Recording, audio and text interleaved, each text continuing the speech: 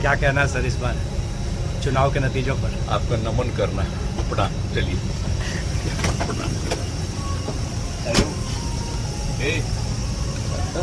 कुछ क्या है नतीजे पर आपकी पहली प्रतिक्रिया? कुछ नहीं, बात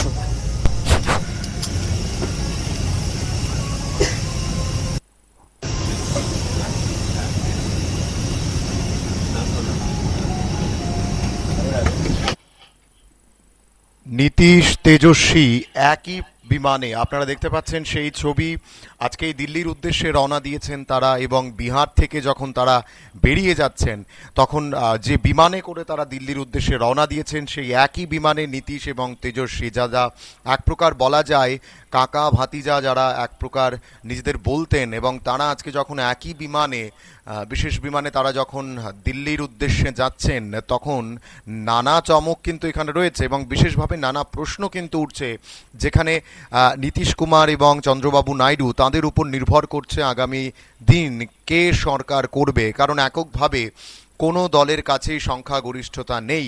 সেই জায়গা থেকে এনডিএ জোটের কাছে সংখ্যাগরিষ্ঠতা থাকলেও নীতিশ কুমার এবং চন্দ্রবাবু নাইডুর উপর নির্ভর করছে দেশের আগামী সরকার বা প্রধানমন্ত্রী কে হবেন।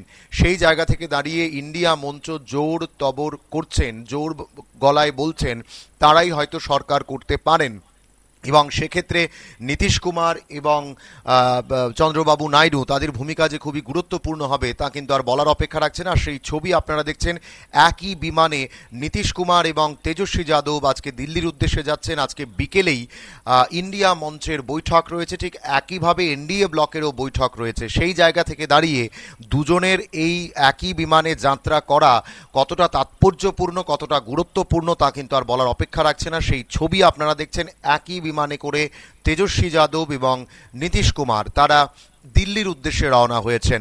দুজনের মধ্যে বিমানেই কি কথা হয়েছে বা কথা হবে, সেই একাধিক বিষয় কিন্তু এখানে প্রশ্ন উঠছে। বা নীতিশ কুমার কি আরও একবার ইন্ডিয়া ব্লকে যাবেন কিনা, কারণ নীতিশ কুমার ইন্ডিয়া ব্লকের গুরুত্বপূর্ণ অন্যতম চেহারা ছিলেন। নীতিশ কুমার ইন্ডিয়া ব্লকের জন্য এক প্রকার বলা যেতে পারে একটা অন্যতম চেহারা, আগেও ছিলেন, এখনও তো অবশ্যই দুই ব্লকের জন্যই গুরুত্বপূর্ণ চেহারা। নীতিশ কুমার এবং চন্দ্রবাবু নাইডু তাদের মোট সংখ্যা হচ্ছে 30, 14 প্লাস 16। সেখানে দাঁড়িয়ে এই 30 সংখ্যা যেদিকে যাবে সরকার তাঁদেরই হবে, এমনটাই কিন্তু রাজনৈতিক বিশ্লেষকদের ধারণা। ভারতবর্ষের ইতিহাসে এই রেজাল্ট নিঃসন্দেহে কিন্তু এক প্রকার অন্য ছাপ রাখবে, এবং প্রধানমন্ত্রী মোদী হবেন কিনা সেটা নিয়েও কিন্তু নানা সংশয় দেখা দিয়েছে। কি বলছেন আজকে বিমানে ওঠার পর নীতিশ কুমার এবং তেজস্বী যাদব, শোনাবো আপনাদের। क्या कहना है सर इस बार चुनाव के नतीजों पर? आपका नमन करना प्रणाम। चलिए